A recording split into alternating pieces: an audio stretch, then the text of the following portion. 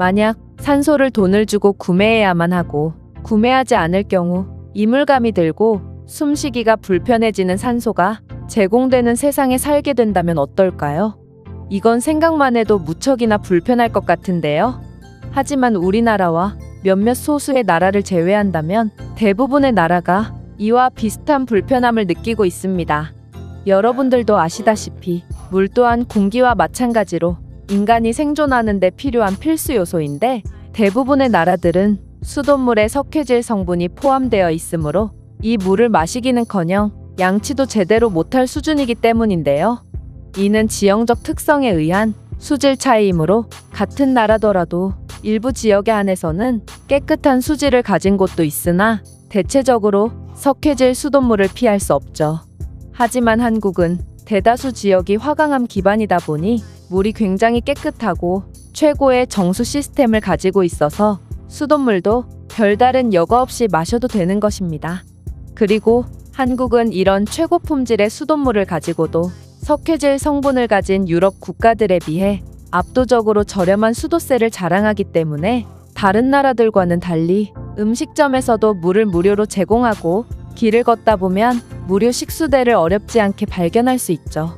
또한 이런 부분은 한국을 방문한 외국인들이 한국에 가장 부러움을 느끼고 눌러앉고 싶어하는 이유라고 하는데요. 이와 관련하여 한 외국인은 한국인들의 평범한 행동에 충격을 받아 오해를 했다며 글로벌 커뮤니티에 글을 작성했다고 합니다. 그렇다면 이 외국인이 어떤 내용의 글을 작성한 것인지 자세한 내용 살펴보도록 하겠습니다. 나는 한국 드라마와 일본 애니메이션을 좋아하는 프랑스인이야. 사실 두 취미 모두 어렸을 적부터 가졌기 때문에 나는 한국어와 일본어를 기본 회화 정도는 할 수 있는 수준이 되었지. 그러다 나는 대학교에 진학하게 되었고 기대했던 교환학생을 한국의 대학교로 갈지 일본의 대학교로 갈지 고민하다가 결국 일본 문화를 좋아하는 친구 손에 이끌려 나는 일본으로 교환학생을 가게 됐어. 일본에서의 시간은 나쁘지 않았으나 일본에서 나는 한국과 일본 양국이 기묘한 관계를 가지고 있다는 걸 느끼고 한국에 더욱 흥미가 생기기도 했지. 예를 들면 이래. 일본인들과 말을 하다 보면 자신들은 미국을 뛰어넘은 세계 최고라는 뉘앙스를 은근히 풍기며 한국 관련 이야기가 나오면 이들은 무조건적으로 한국을 비난하며 악의를 풍겼어. 한국은 가난하다느니 후진국이라느냐는 말말이야.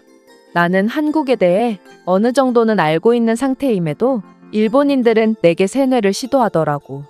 그리고 내가 쉬는 시간에 한국 드라마나 웹툰을 시청하면 그들은 일본의 아류작을 왜 보냐며 은근히 눈치를 주곤 한다. 나는 그들이 한국 문화를 굉장히 싫어하는 줄 알았는데 그들의 넷플릭스나 유튜브에 최근 본 영상 목록을 우연히 봤을 때 정말 하나같이 한국 드라마 같은 한국 콘텐츠들이 도배되어 있는 것을 보고 굉장히 놀라기도 했어. 일본인들은 왜 앞에서는 한국을 싫어하는 척하면서 뒤에서는 한국을 누구보다 사랑하는지 정말 이해가 안 갔고 그들의 앞뒤가 다른 행동에서 음습한 기운마저 감돌기도 했지. 그렇게 나는 교환학생을 마치게 되었고 생각보다 일본에서는 딱히 할 일이 많지 않아서 돈을 별로 안 썼기 때문에 비행기 값도 아낄 겸 나는 한국으로 넘어가게 됐다.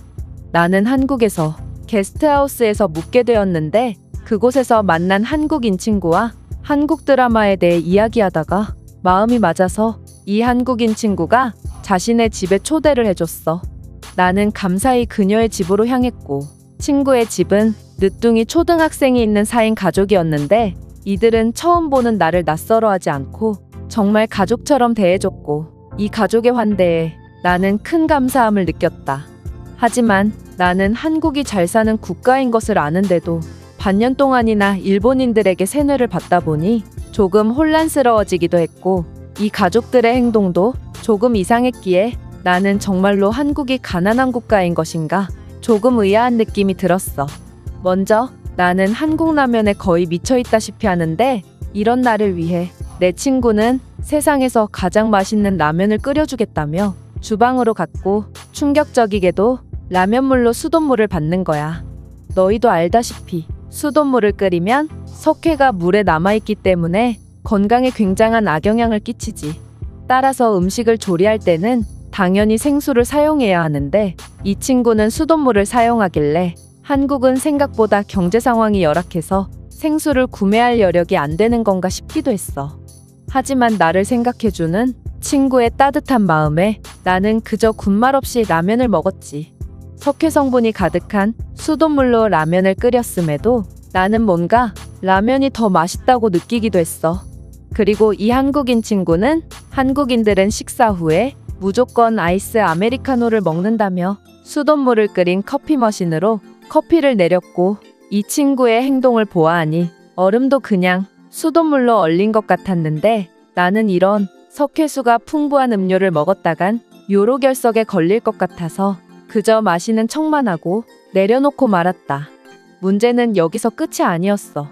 한국인들은 어찌나 친절한지 손님을 정말 극진히 대접해줬는데 친구의 어머니는 외국인들이 좋아하는 차를 알아오셨다며 내게 유자차라는 한국의 차를 대접해줬거든.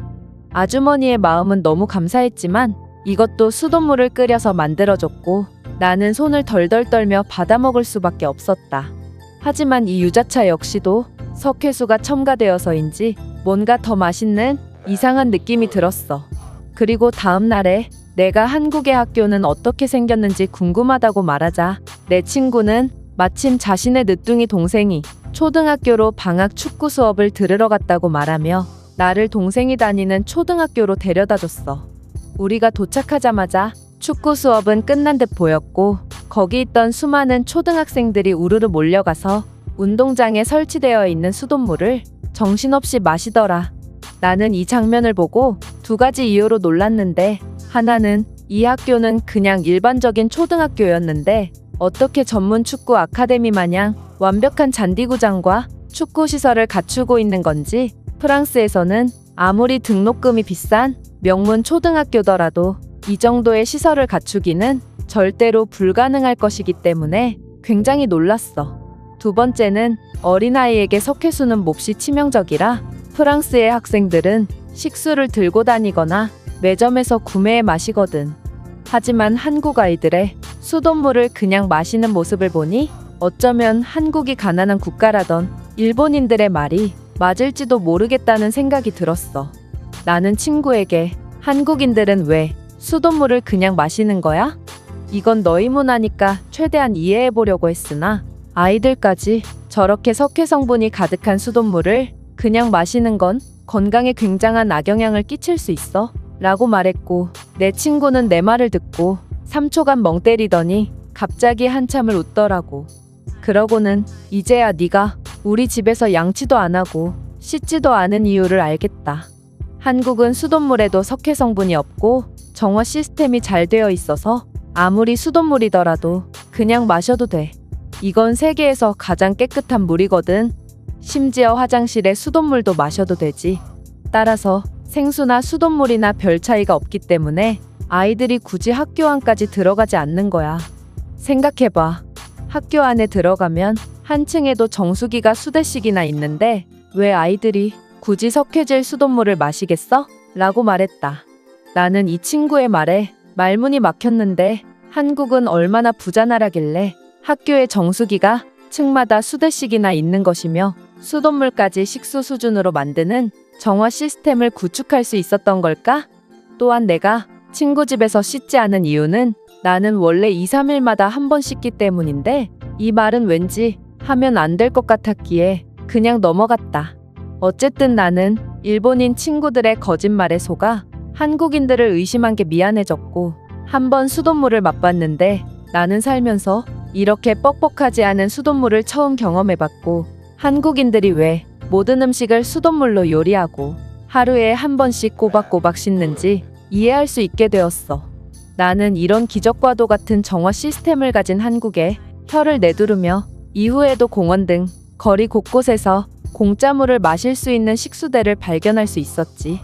유럽에서는 이유로는 주고 구매해야 하는 비싼 물을 공짜로 뿌리는 나라야말로 진정한 선진국이자 복지 강국이 아닐까 싶으면서도 가정집이나 학교, 공공시설 등 대체적으로 일본보다 훨씬 잘 되어 있는 한국의 모습에 나는 오히려 일본이 한국보다 가난한 국가라고 생각하기도 했어.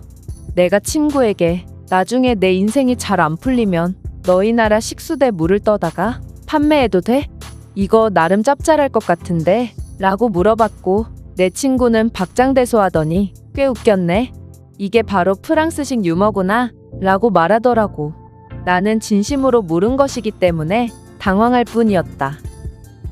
이 외국인의 글은 여기까지입니다. 그렇다면 이 글에 대한 다른 외국인들의 반응은 어떤지 댓글을 통해 해외 반응을 살펴보겠습니다.